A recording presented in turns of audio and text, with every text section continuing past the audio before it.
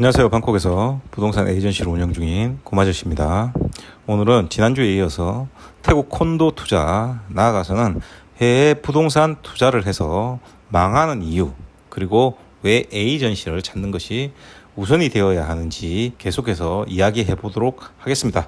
지난주에는 콘도 쇼룸에 워크인하는 것에 대한 위험성, 그리고 콘도 구경하는 것이 사실 별 도움이 안 된다는 점 알려드렸고요. 또한 부동산 사이트도 허위 매물이 많기 때문에 도움이 안 된다는 점 알려드렸습니다. 그래서 오늘은 두 번째 시간으로 인터넷 정보편에 대해서 한번 이야기해 보도록 하겠습니다. 자, 여러분들이 구글 같은 포털에 태국 콘도에 대해서 검색을 하고 나면 자연스럽게 알고리즘에 의해서 광고가 뜨게 됩니다. 페이스북이나 인스타그램이나 유튜브 등도 마찬가지로 알고리즘에 의해 광고가 생성되기 시작합니다. 예를 들어서 제 인스타그램을 방금 검색을 하니까 20개 페이지를 내리는 중에 콘도 광고가 4개가 떠 있습니다. 자, 여기서 여러분들에게 질문 하나만 던져보겠습니다. 지금 이 해당 콘도들이 컴플릿 날짜들은 언제일까요? 다시 말하면 이 4군데 콘도들은 이미 완성된 곳도 있고 완성되지 않은 곳도 있습니다.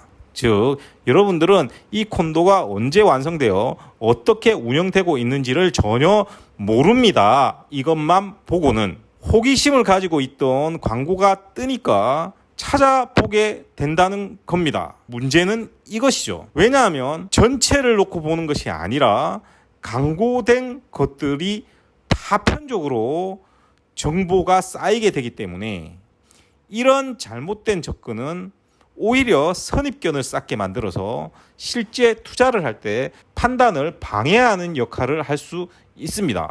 특히나 여기다 가입을 눌러서 정보를 받고 영어 좀 한다고 해서 전화해서 설명 듣고 하면 더 그런 면이 부각되겠죠. 왜냐하면 판매를 하는 애들은 단점은 설명을 하지를 않습니다. 오히려 과대 광고를 하기 마련이지 않겠습니까? 따라서 부분적인 정보, 솔직히 말하면 저 4군데 콘도 중 살펴볼 콘도는 이미 정해져 있는데 여러분은 저처럼 보자마자 모든 정보가 입력되어 있어서 장단점이 걸러지는 것이 아니지 않습니까? 그렇기 때문에 초심자의 경우는 애초부터 잘못된 방향성을 제시할 수 있게 되겠죠. 쉽게 말해 고마저씨는 저 광고들을 유심히 볼까요? 안 봅니다. 왜? 다 아는 내용이니까. 기껏해야 여기는 아직도 팔고 있나? 백날 팔아봐야 그 호구 아니면 누가 사? 마음속으로 말할 뿐이죠. 왜냐하면 저는 인터넷에서 정보를 얻는 것이 아니라 건설사에서 이미 정보를 받아서 그 광고들이 뜨면 이 콘도들에 대한 내용들을 대부분 다 알고 있기 때문이죠. 따라서 콘도가 좋든 나쁘든 이런 과대 광고를 볼 필요가 없는 겁니다. 이 점이 굉장히 다른 겁니다. 제가 계속 강조하지만 인터넷에서 특정 콘도를 찾는 행위는 공부도 아니고 아무런 도움이 안 되는 겁니다. 여기에 저런 광고는 판매팀, 이것은 건설사일 수도 있고 분양 대행사가 올린 것일 수도 있겠죠. 그렇다면 여러분이 정보를 받기 위해 개인정보를 넣는 순간 여러분의 에이전트는 사실상 정해지는 겁니다. 그래서 그런 정보 기입란에 정보를 기입하지 말라고 하는 겁니다. 그런데 인터넷 광고에는 분양 대행사만 있는 것이 아닙니다. 콘도가 컴플릿되고도 미판매분이나 리세일 유닛을 계속 판매해야 하기 때문에 이를 독점적으로 행사하는 부동산들이 있고 이 부동산들이 꽤 많은 부분에서 광고를 하고 있습니다. 설령 이 콘도를 하지를 않더라도 이 사람들이 자주 여러분들에게 자기 콘도를 사라고 정보를 보내기 시작할 겁니다. 상식적으로 분양 콘도를 팔고 나면 끝나는 분양 대행사보다 이쪽은 완전한 에이전트니까 여러분들은 그 에이전트의 가만 고객이 되어버리는 것이죠. 원하든 원하지 않든 그거 어쩔 수 없습니다. 고마저씨야 콘도 거래를 진행하다가 깨지면 그분하고는 다시는 연락을 하지 않습니다만 그런 사람은 솔직히 말하면 저 말고 존재를 하지 않을 겁니다. 실제로 저와 거래를 하려다가 중간에 투자를 포기하신 분들 유튜브 보고 계신 분들 있을 겁니다. 그분들 아실 겁니다. 제가 그 이후로 연락 한번 한 적이 없죠. 왜냐하면 저는 개인정보를 중시하기 때문에 대부분 연락처를 삭제해버립니다.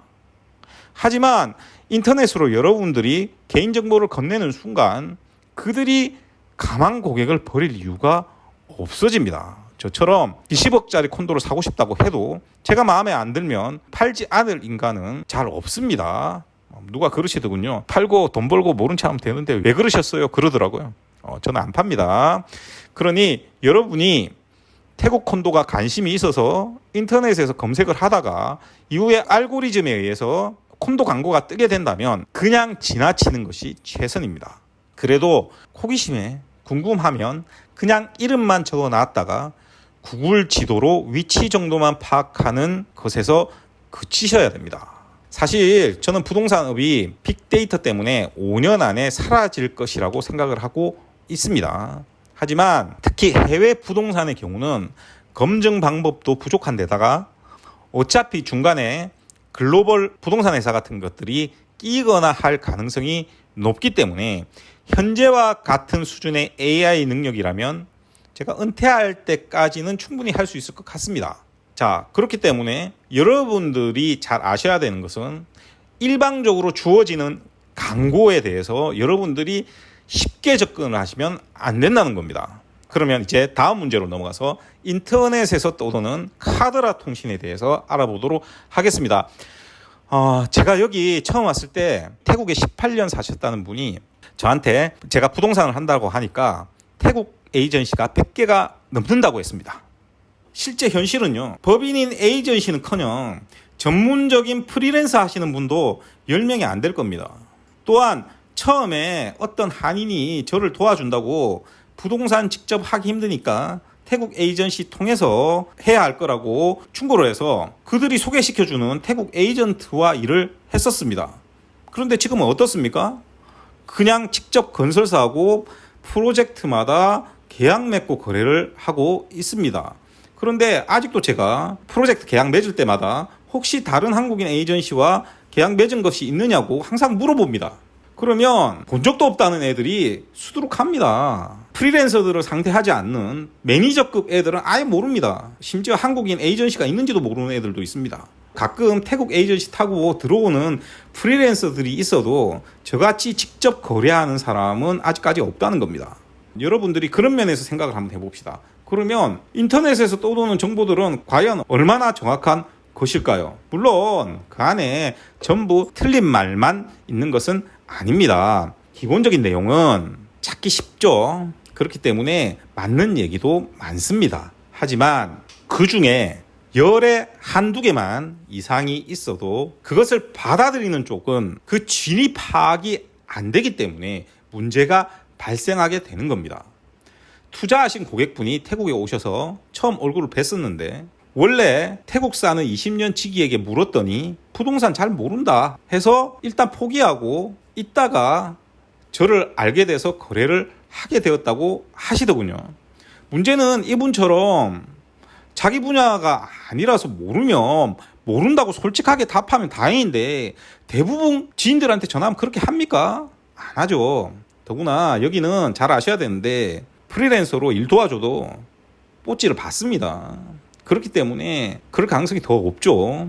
저는 2018년 이후에 한국 커뮤니티에 들어가 본 적이 없습니다. 왜냐하면 제가 초창기에 한국 커뮤니티를 좀 봤는데 습득하는데 방해만 됩니다. 시행착오를 계속 일으켰거든요. 그래서 그 이후로 아예 보지를 않습니다.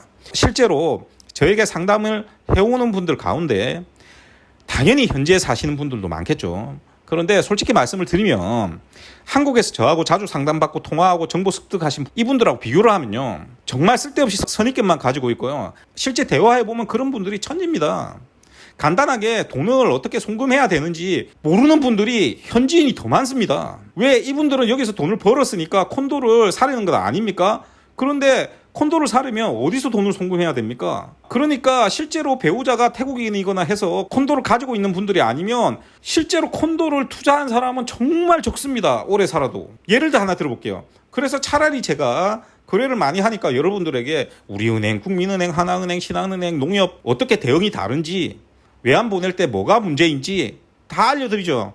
심지어 특정 지역에서는 특정 은행 이외에는 송금이 힘든 곳도 있습니다. 그런 것들도 다 가르쳐드리죠. 그리고 돈이 넘어갈 때 미국에서 스와핑을 하게 됩니다. 이때 은행마다 발생하는 수수료가 또 다릅니다. 또 현지에 와서 바트로 바뀌면서 태국 은행마다 또 발생하는 문제들이 조금씩 있습니다. 이 부분들 가르쳐 드리면 그것을 보고 듣는 사람이 여기에서 그거 안 해본 사람보다 훨씬 많이 아는 겁니다. 따라서 여기에 저 같은 사람이 우후죽순으로 생겨서 정보를 무한정 많이 주지 않는 한 여러분들이 한국 커뮤니티에서 얻을 수 있는 정보의 질은 여러분들 스스로가 그것을 판단할 지식이 많지 않기 때문에 그 정보의 질 때문에 오히려 악영향을 끼칠 수가 있다는 겁니다. 자, 그런데 여러분들이 한글도 아니고 영어로 된 것들을 보고 진위를 판단하기는 더 힘들겠죠. 더 힘듭니다. 상식적으로 생각해 봅시다. 제가 이걸 지금 한글로 쓰고 있지 않습니까? 그런데 뭐 미국 에이전시가 있을 수도 있고 독일 에이전시가 있을 수도 있고 중국 에이전시가 있을 수 있고 일본 에이전시가 있을 수 있지 않습니까? 이 사람들이 와가지고 쓰는 거 거기에서 진위를 파악하려면 한국 커뮤니티에서 진위 파악하는 거 이상으로 힘들 겁니다. 자, 이제 이 위험성에 대해서 이제 아셨을 겁니다. 자, 그 다음에 이제 마지막으로 유튜브는 나와 있는 내용들이 대부분 광고입니다. 제 유튜브조차 광고죠. 저한테 콘도 사라는 광고 아닙니까? 제가 저한테 콘도 사라는 광고라고 여러분들한테 이 유튜브 시작할 때부터 알려드렸습니다. 하지만 제가 콘도만 소개하는 영상 쫙 만들어서요 올리면 조회수 지금보다 훨씬 많이 나올 겁니다. 구독자 수도 훨씬 많을 겁니다. 그런데 제가 콘도를 소개해도요 장점만 이야기를 합니까? 아니죠. 바로 이 점입니다. 제가 한 번씩 많이 봐야 할 영상은 안 보고 보지 않아도 될 영상만 많이 본다고 말씀드리지 않습니까? 자, 사람들의 정보를 찾는 방식은 바로 이렇게 잘못되어 있다는 겁니다. 저는 사람이 싫어할 내용도 올리고요. 건설사가 싫어할 내용도 올립니다. 제가 유튜브에서 부동산 성공 사례, 부동산 실패 사례를 키워드로 검색을 하면요.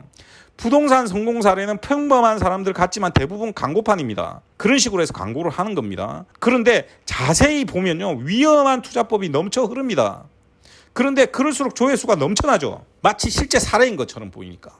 실제로 부동산을 파는 내용을 보면 좋은 내용밖에 얘기 안 합니다.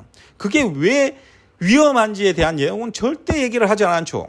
자, 부동산 실패 사례도 마찬가지입니다. 광고가 많지만 그 중에는 진짜도 있습니다. 그런데 그걸 보면요 도움이 하나도 안 됩니다. 왜? 그냥 공포심만 유발시키는 거죠. 알고 보면 전부 자기 탓입니다. 자기 문제로 실패한 걸 남 탓만 하고 있는 거죠. 따라서 유튜브를 볼 때 중요한 거는 얼마나 이 사람이 제대로 솔직하게 이야기하고 있는지를 잘 살펴보는 것이 중요한 겁니다. 쉽게 얘기를 하면 이런 겁니다. 다주택자가 집을 여러 채 사면 그 사람 때문에 내가 집을 못 사고 있다라는 착각을 한다는 것. 왜 그런지에 대해서 생각을 안 하고 어떤 사람이 무슨 얘기를 하든지 판단을 안 합니다. 그냥 이미 판단은 이미 끝나 있는 거죠. 그러면 어떻게 보겠습니까? 내가 원하는 것만 보게 됩니다. 이게 여러분들이 광고를 보는 거에 있어서 가장 큰 문제입니다. 이 제일 결정적으로 많은 게가 이렇게 화면 나오고 말로 하는 유튜브입니다. 그래서 제일 중요한 거는 여러분들이 얼마나 이 사람이 솔직하게 얘기하는가도 봐야겠지만 여러분들이 절대적으로 선입견을 가지고 무언가를 판단하면 안 됩니다. 왜? 여러분들은 여기 태국에 있는 콘도나 부동산에 대해서 모릅니다. 그렇기 때문에 절대로 선입견을 가지셔서 정보를 받아들이면 안 된다는 겁니다. 자, 마무리하면서 오늘은 인터넷 광고와 정보들에 대해서 이야기를 했습니다. 그러면 가끔 여러분들이 자주 하는 질문에 대한 답변을 하나 해드리겠습니다. 가끔씩 고마저씨가 말하는 대로라면 어떻게 공부를 해야 되느냐라고 묻는 분들이 많습니다. 도대체 공부가 안 되는데 왜 공부를 하려는 겁니까? 우리가 병에 걸리면요 의사를 찾아가지 의학을 공부하지 않습니다. 그러니까 용한 의사 선생님이면 사람들이 더 많이 가겠죠. 다시 말씀드리지만 여러분들이 찾아야 할 것은 사람을 찾는 것이지 여러분들이 매물을 계속 찾으려고 하기 때문에 그런 소리를 하는 겁니다. 그런데 그것이 실패할 확률을 높이는 것일까요? 낮추는 것일까요? 기본적 지식은 사람을 잘 찾으면요 그 전문가와 진행하는 동안 정말 빠르게 습득이 됩니다. 왜냐하면 하나 투자를 하려면 억대의 돈이 들어가기 때문에 어마어마하게 많은 대화를 해야 되고요. 그 많은 대화 속에서 엄청난 양의 정보가 습득되는 겁니다. 이걸 거래를 해보신 분들은 제 말 정말 이해를 하실 겁니다. 따라서 여러분들이 해야 될 일은 절대 매물을 찾는 게 아닙니다. 그래서 다음 주에도 왜 고마저씨는 콘도 투자를 하려면 매물이 아니라 에이전시를 먼저 찾으라고 하는지 여기에 대해서 또 다른 이유로 찾아뵙도록 하겠습니다. 이상 저는 고마저씨였고요. 들어주셔서 대단히 감사합니다.